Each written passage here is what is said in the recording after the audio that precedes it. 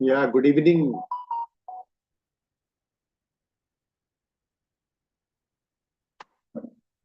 Hello. Am I audible? Good evening, sir. Good evening.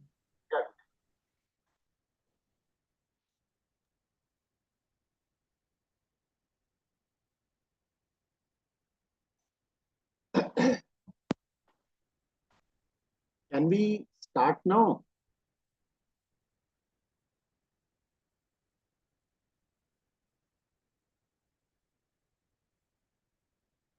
Yes, sir.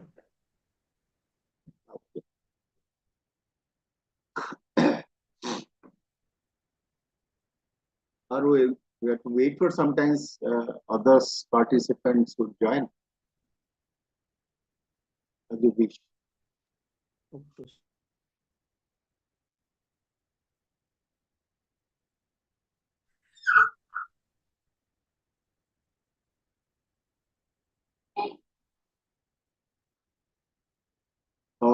Good evening, Madam Sonalika.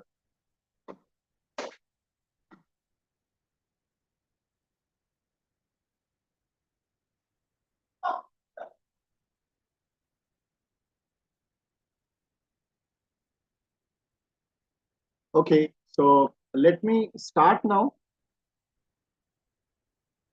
May I? Yes, sir. Yes. Okay, thank you. So before starting, let me share my PPT. Oh.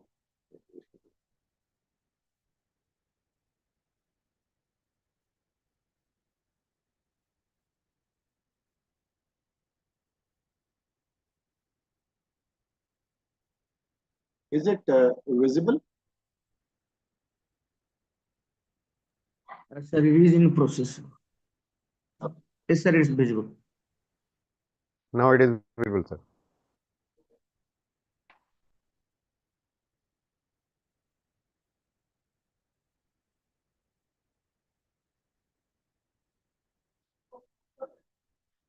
So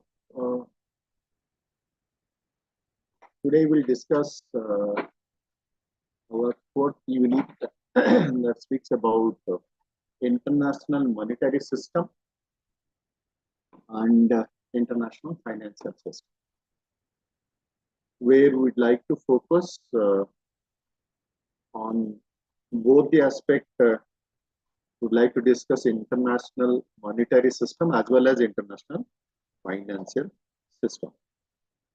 So before I start this model, what I have thought of, not to go a little bit fast because here certain issues are there. It need to be understood sincerely, and I made it two parts. One I would like to cover today the international monetary system and international financial system, where we'll discuss the importance of international finance and other areas. Next class, I would like to cover the Bretton Woods Conference and its afterward effects, as well as European monetary system. European monetary system, we have only meaning and scope. Bretton Woods Conference, would like to discuss in details in the next class. So this is what I have thought of to go for this class. Right, sir? All of you?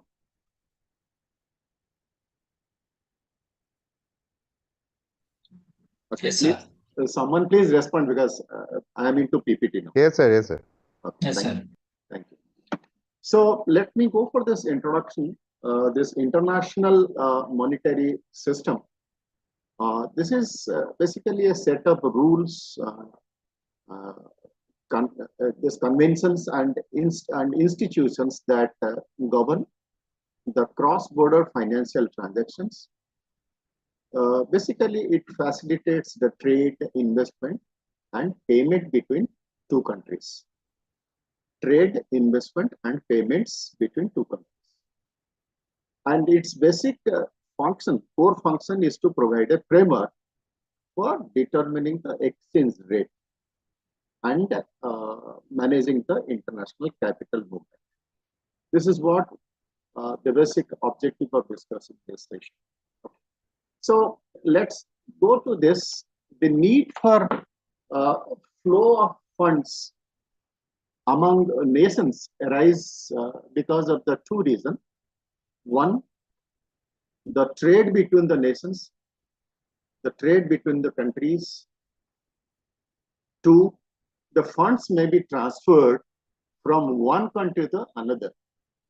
So both are maybe private or government level for investment. I repeat once again, the need for flow of funds among nations arise because of two reasons: trade between the nations and the funds, transfer of funds from one country to another country. So the freedom to move funds across the nations, these are subject to restrictions because we need to follow the rules and regulations. And to overcome the difficulties, the restrictions, certain concepts, laws, rules, and institutions are to be set up among the nations. And this also essentially requires a multilateral agreement, so that obligations of the nations are well defined. Let's try to understand what is this multilateral agreement. Multilateral agreement is basically a legally binding pact among 3 or more countries that aims to promote cooperation, standardized policies, and it also address shared global challenges. 3 things we used to look after this. It speaks about that the aim is to promote cooperations between the countries. They follow a standardized policies and address shared global challenges.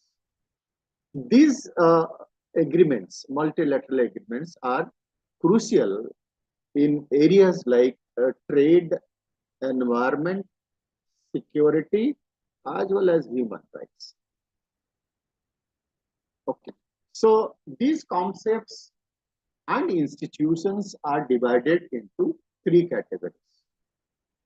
1, the international monetary system, which we would like to discuss in details. 2, the system of exchanging currency. Currency exchange also would discuss in between, and multilateral institutions regulating and stabilizing the international monetary system. So basically, we would like to focus all the 3 into one headings that speaks coming under the international monetary system. Now let's go and discuss international monetary system. We may define international monetary system as a set of arrangements, rules, practices, and institutions under which payments are made and received for international transactions across national boundaries. So when we talk about monetary systems, that means the arrangement has to be made in such a way both the payments and the receipts has to be properly analyzed and interpreted. Generally, we do it in balance of payment so that we can see the surplus and deficit and we can maintain a balance of this system. So when we talk of monetary system, this is a system. This is a set of arrangements, set of rules, set of practices, and a couple of institutions are there under which payments are made and received. Payments are made and received for international transactions across national boundaries. So the term international system is concerned not with the supply of international money. It is not with the supply of international money, but with the relationship among hundreds or more currencies of individual countries. It is not only defining only the monetary systems, it also deals with the currencies transaction with the different countries. So the system is broader than the monetary term. In that, it is concerned with trade relationship and fiscal. It is concerned with trade relationship and fiscal. I hope you know fiscal. All of you know the fiscal or the fiscal policy also. You must have studied every day in the newspaper. It used to come, foreign exchange, fiscal policies, government policies. I hope you know fiscal. Anybody respond to me? What is the meaning of fiscal? Fiscal is related to the revenue of the government.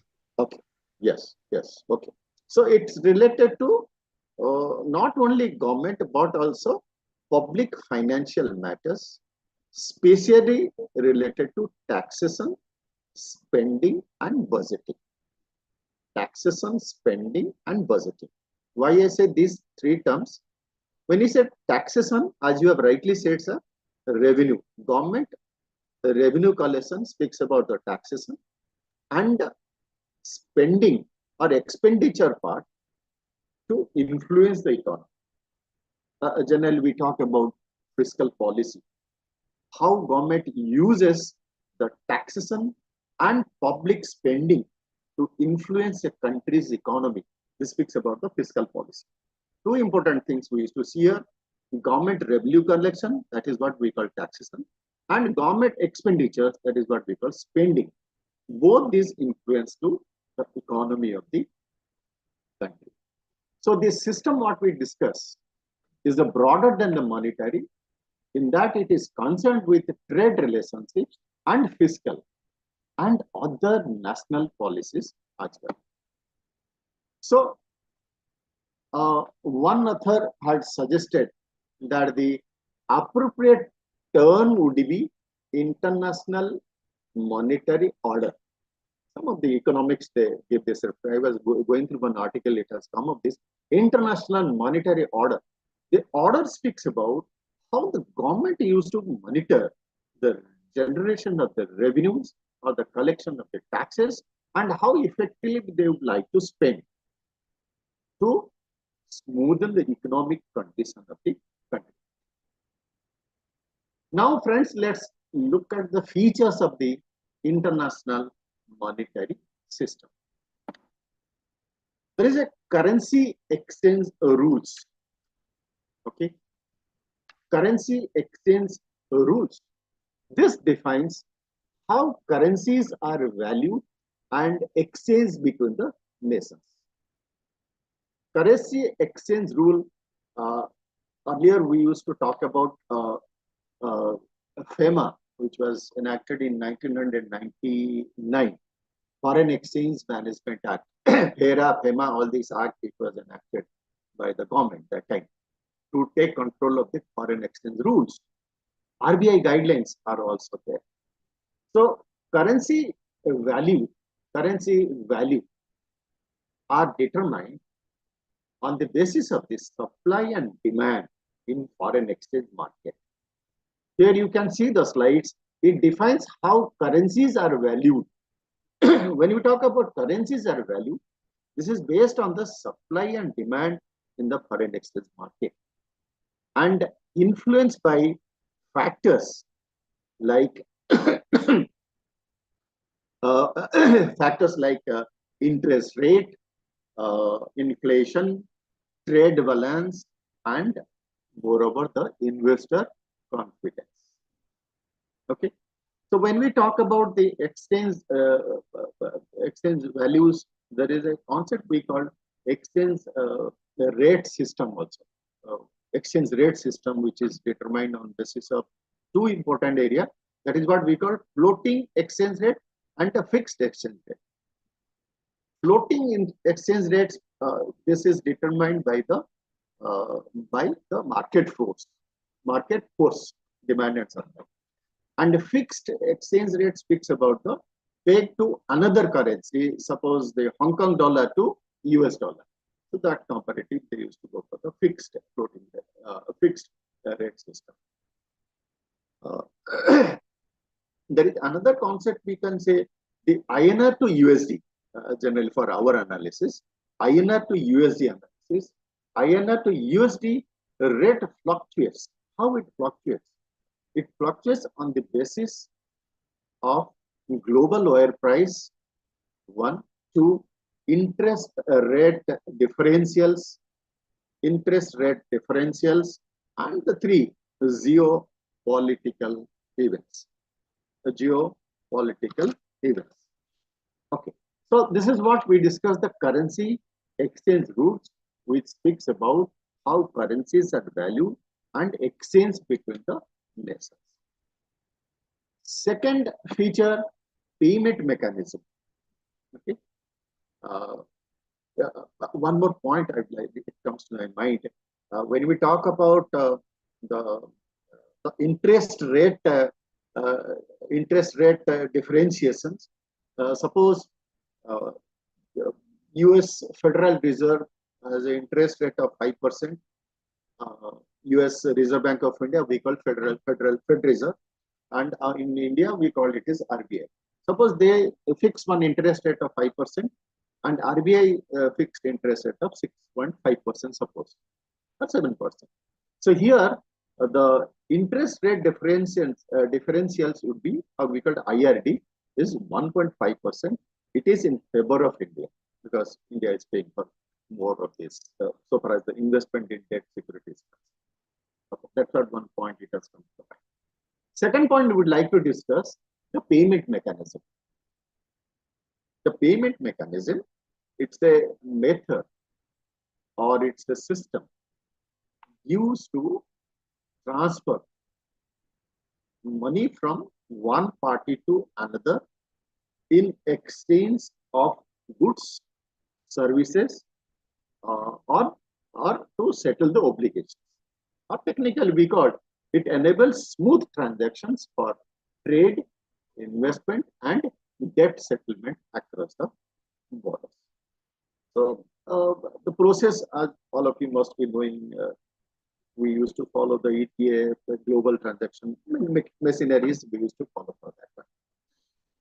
So that's what another feature speaks about the payment mechanism. Third is the liquidity provision. Liquidity provision, or we say it ensures countries have access to the foreign currency reserve during the economic shock. Foreign currency reserve, or we call forex reserve also we call. What is this forex reserve?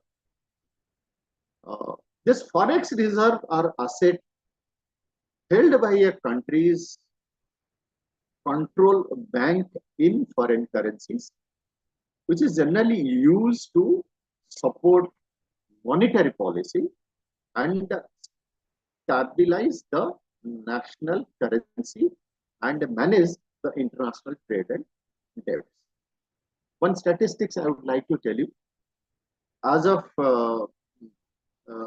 the week ending of October 31st, 2025, October 31st, 2025, as going to the RBI data, India's forex reserve stands at approx $689.7 billion. If you're noting down, please note down this. As of October 31st, 2025, India's foreign exchange or forex reserve stands $9.7 billion. Second statistics, which is also equally important, our gold reserve. Our gold reserve is around 880.18 metric tons. 880.18 metric tons, and it's valued at $70.893 billion. This is the data of January 2025. $70.893 billion. So this liquidity provision is very important. That speaks of the strength of the organization. And generally, when we look at the companies also, we see the balance sheet. In the balance sheet side, always we try to see what is the reserve and surplus of the company. That strengthens the financial condition of the company Likewise, country also follows the same mechanism. Third is the liquidity provision. Fourth is the adjustment mechanism. Adjustment mechanism, it helps correct the imbalances in trade and capital flows between the countries. Correct the imbalances. So this is a process by which country corrects the imbalances. How these imbalances come?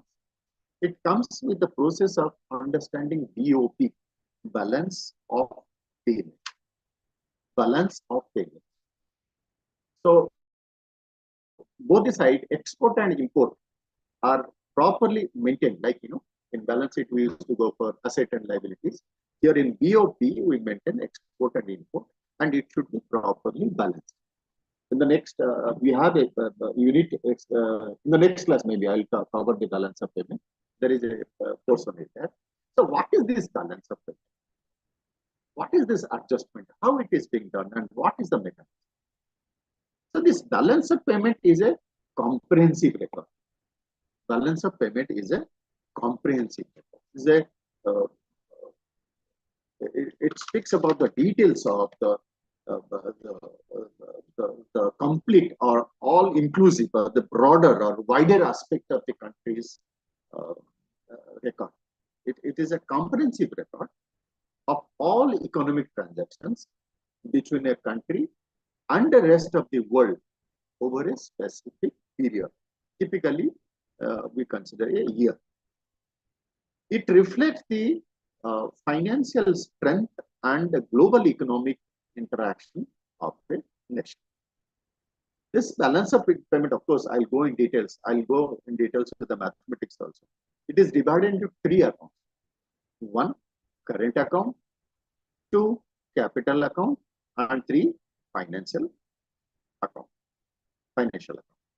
What is the outcomes of the balance of payment? The surplus and deficits are going to be adjusted. It should be balanced. If any case deficit comes, we need to go for a mechanism how to overcome the deficit. If the surplus is there also, we need to see how the surplus money are going to be spent for the effective development of the country. Our fourth point of this feature of international monetary system is adjustment mechanism. Next comes what are the major institutions? As we said, institution played a very important role so far as the managing the entire process for an exchange, the international monetary system. Institutions like IMF, International Monetary Fund, they provide financial assistance, monitor global economic trends, and promotes monetary cooperation. Basically, they focus on economic surveillances based on regular assessment. They provide also technical assistance. They also maintain the global policy coordination. As we have seen in 1991 crisis, we have seen 1970 oil crisis also. IMF support in this context for a better economy of the country. Second institution is the World Bank. World Bank supports development projects and poverty reduction, indirectly influencing monetary stability. In the fiscal year 2025, the World Bank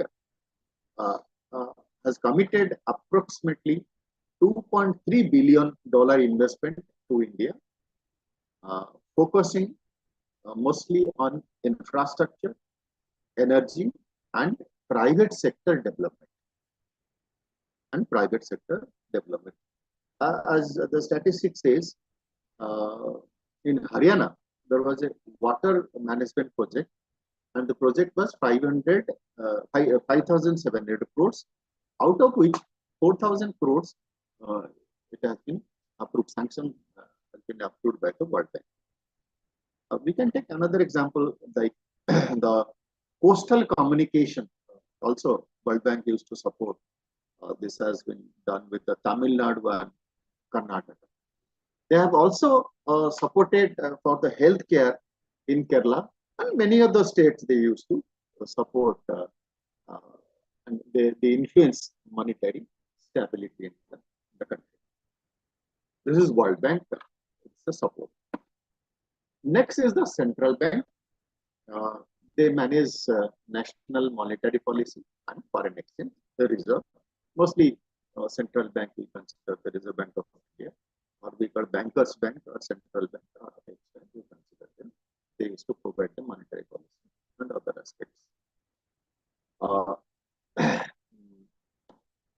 Then comes multinational corporations and investors. They participate in the global flows and influence the currency. So, these are the major institutions they involved for the international monetary system, and they provide support to the countries for better economic standard, to maintain better economic standard. Now let's look at, we discuss our topics is international monetary and financial system. So it's stuck to my mind that international monetary system and international financial system, is it same or it is different? So I thought, let's go for this, because many times we used to get confused. So the international financial system and the international monetary system, they are closely related, but they are not the same. So here's the difference. Let's look at what is international financial system and what is international monetary system. The scope is broader and more comprehensive in international finance. It includes global financial institutions like IMF and World Bank, includes international financial market, stock, bond, and forex market. It includes cross-border capital flows and investments, and it includes regulatory frameworks and financial instruments. And its focus on facilitate global trade and investment and financial stability. Facilitates global trade, investment, and financial stability. Now let's look at the other aspect of international monetary system. Scope is narrow and more specific. Okay, and it includes rules and mechanism governing exchange rates. It includes reserve currencies like US dollars. It includes BOP and currency convertibility. It includes institutions like the IMF that oversees monetary cooperation. And its focus manages how countries exchange currencies and settle international payment. So here one point is currency exchange. What is this? It is the process of converting one country's currency into another for what? For trade, for travel, for investment, or for international payment. Right?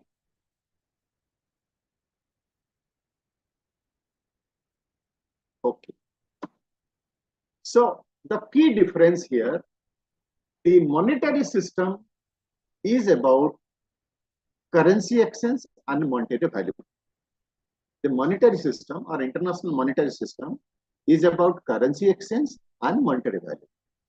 And the international financial system covers all aspects of the global finance, including the monetary system. That's what the major difference. So sometimes people used to use interchangeably, but it's not that exactly. The key difference is that monetary system is about currency exchange and monetary value. Financial system covers all aspects of global finance, including the monetary system.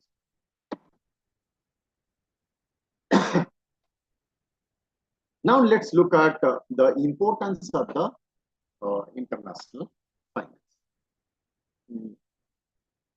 International finance is crucial for enabling global trade, investment and economic stability by managing cross-border financial flows and currency exchange. Okay.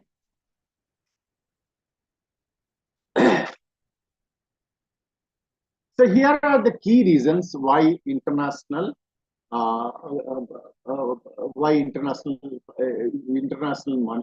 finance is or international finance is so important. Why it is so important? Let's look at this. One, it is important because it facilitates global trade and investment. It facilitates global trade and investment. Global trade and investment, we see that it enables countries to import and export goods and services efficiently. Okay. Then it supports FDIs, foreign direct investment, and portfolio investment, boosting the economic growth of the country. So it facilitates global trade and investment. Number one. Number two, it manages exchange rate and currency risk. So exchange rate and currency risk. I just told how the exchange rates are formulated. International exchange rates are derived and all. It helps business and government hedge against fluctuations in exchange rate. Okay, and it also promotes stability in international transactions. Third, it supports the economic development. It provides access to international capital for infrastructure, education, and health purposes. It also encourages financial inclusions and modernization in developing economy.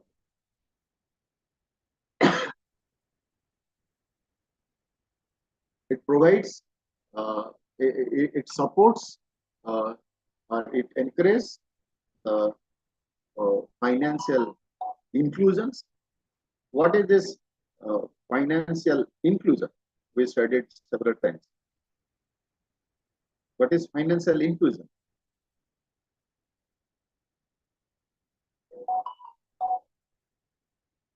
So this financial inclusion, generally we talk about that all individuals and business have access to and can effectively use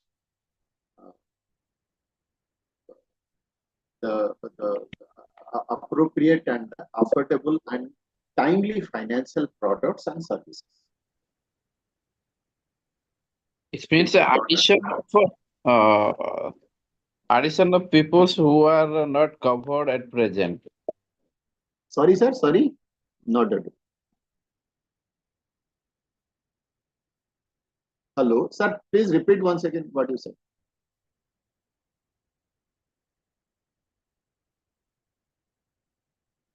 Hello. Sir, actually not understood, sir. Which one you talk? Financial inclusion? Yes, sir.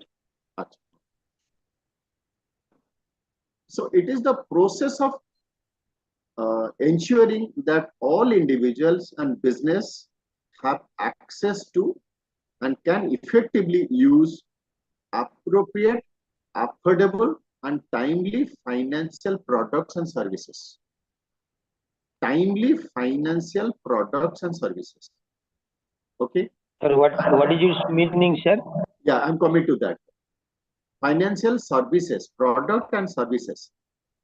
These services, basically we talk about banking, to include credit, insurance payment, savings, investment opportunity. And generally we talk about BFSI, banking, financial services, and insurance. Okay. So we generally consider the mobile banking, insurance facilities, credit facilities, all this we consider in the financial inclusions, right? Actually, who will do this industry? This I said, BFSI, banking, financial services, and this insurance sector. Generally, we consider. Okay. Right, sir.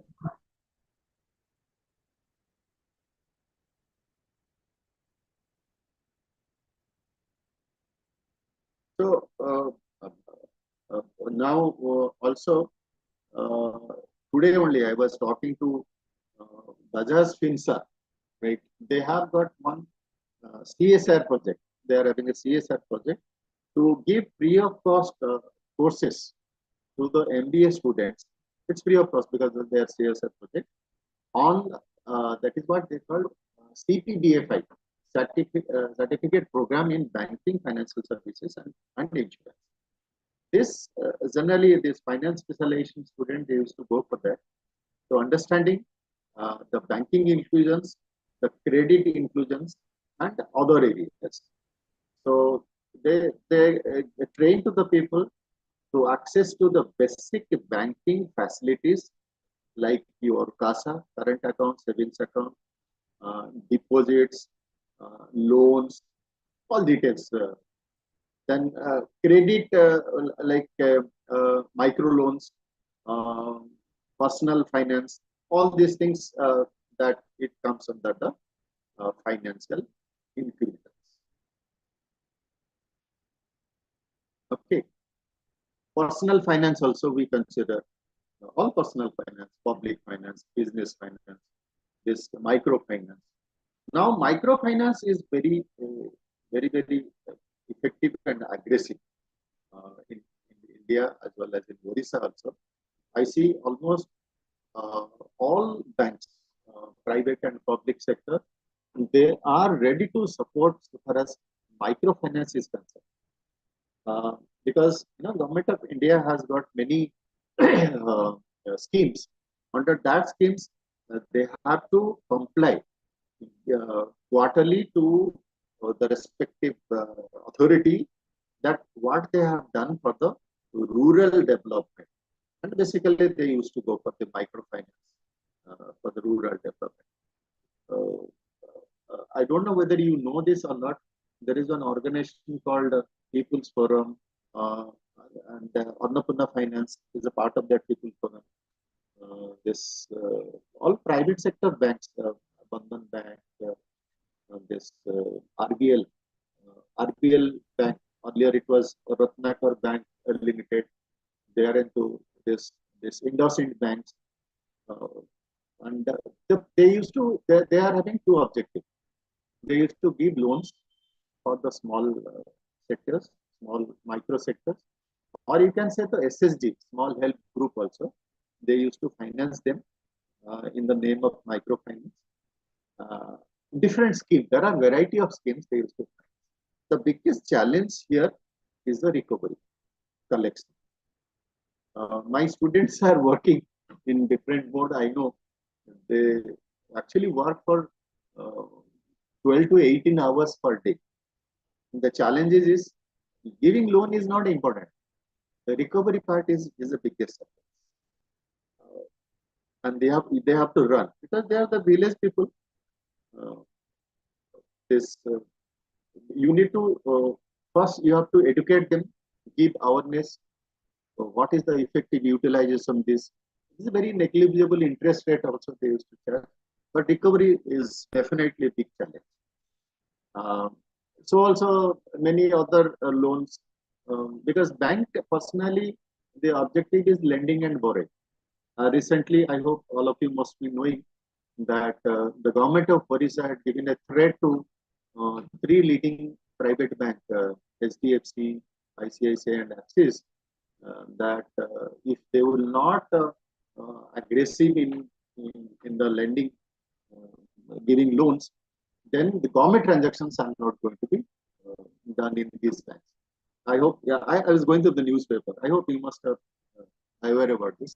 And certainly they all senior people, they rushed to the government of Odisha officials and committed to support for the rural development, because the government of India has got n number of schemes. Even the Odisha also, they have got n number of schemes, and you have to comply for them. I know if you look at this educational loan, uh, many banks, Canada Bank is, very aggressive in that. And the government of India has a portal, and every admission season they have to comply to the government of India how much loan they have sanctioned to the students, mostly to the economic weaker sections. So these are the financial inclusions, and this helps for the modernizing in the developing economies. Next is promotes financial stability. Uh, Financial stability is speaks about the international institution like the IMF, International Monetary Fund, World Bank. They support. I just said with statistics how India is encashing the things in a better way so that they will get the benefit. It helps countries maintain a proper balance of payment and manage the debt. That's what very important to manage the debt. If you understand the concept of leveraging, then you should know how to manage the debt. How to manage the debt, because interest in corporate finance, I don't know whether you have studied or not, or financial management. We generally discuss interest is tax deductible. I hope you studied the corporate finance or financial management. Is it okay? Yes, sir, we have studied that. Okay. There is a chapter we call leveraging, right?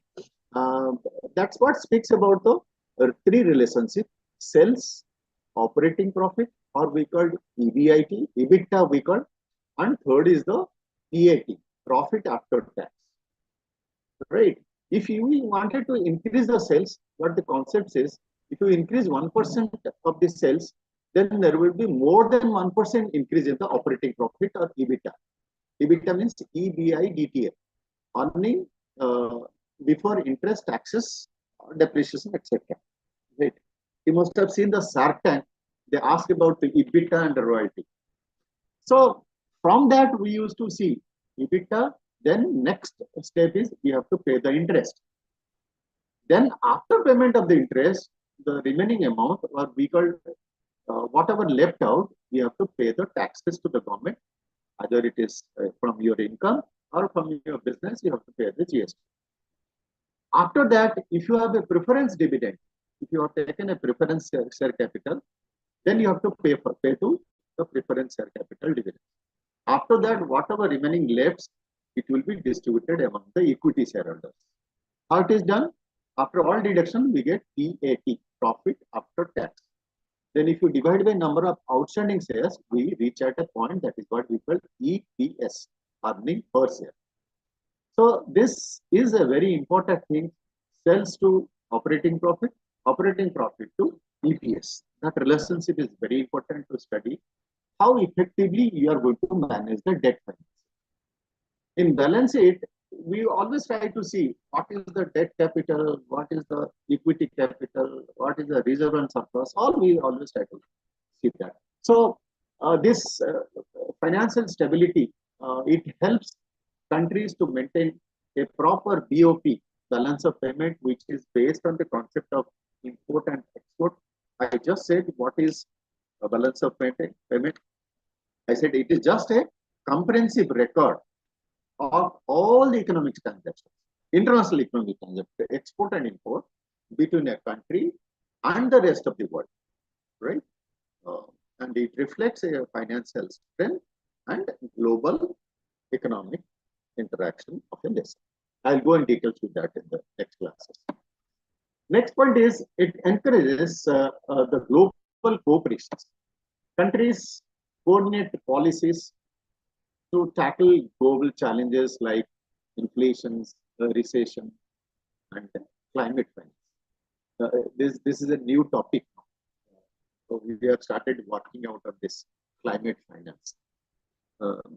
Anybody will have interest on that, you can go to this. There are different models on climate finance. I'm not going to details with that.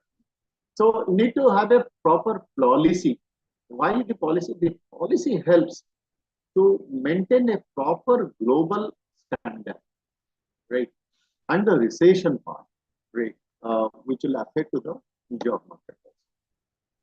This strengthens the diplomatic and economic ties to financial agreements. Sixth point, it drives innovations and competitions. It exposed to global market, pushes firms to innovate and improve efficiency. Right? That innovation is a matter of concern. So we have seen that China is quite aggressive so far as this patents and the trades are there. I'm also a member of this FICCI, Federation of Indian Chamber of Commerce. They used to conduct meetings here in Odisha in Bhubaneswar also. Last time it was here in Hotel Hindustan University. I was going through the presentation. If you look at Tamil Nadu and Kerala, they have got the highest patent in comparison to any of the other states. Odisha, of course, is very less in that. Because this is a matter of concern. The innovation is that boils down to the R&D, research and development, which exposed to the global market. We need to push to the global market, and which generally improve the efficiency, and it enhances access to diverse financial instrument and the technology. Access to the different type of financial. What is this financial instrument? If anybody can tell, financial instrument.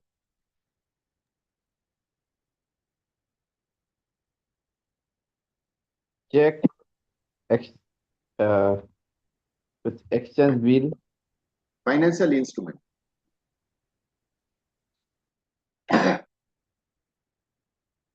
Okay, so financial instruments are any assets that retains capital and may be traded on the market. Financial instrument like your checks, your stocks, your shares, bonds, your future option. So these are all financial instrument we used to transact.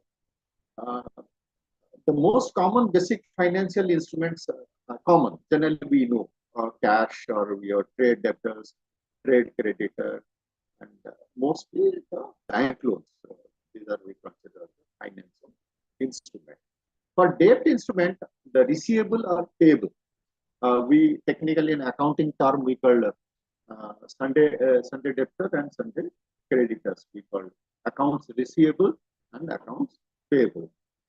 To be basic return to the holder, right, that we consider as the financial instruments. Okay. Why it is called a financial instrument? Because it is a document, either a physical or virtual. It signifies monetary value or a financial contract between the parties.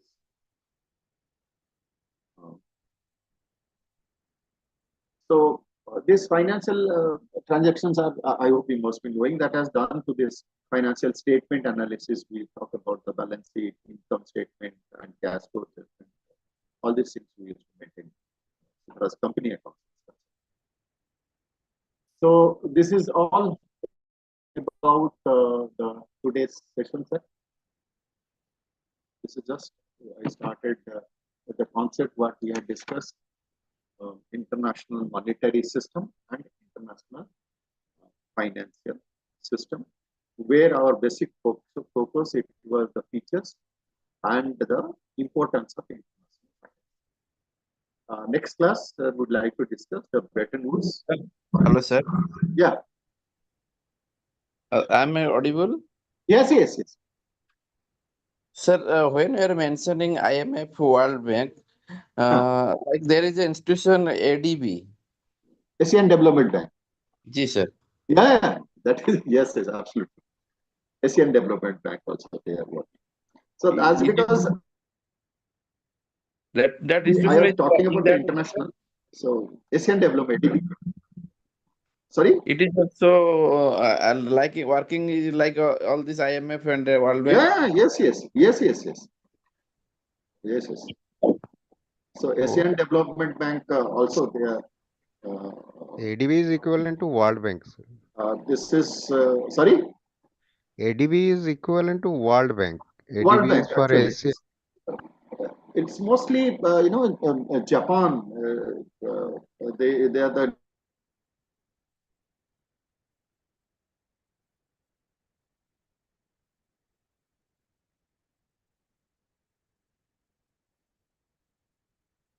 Hello.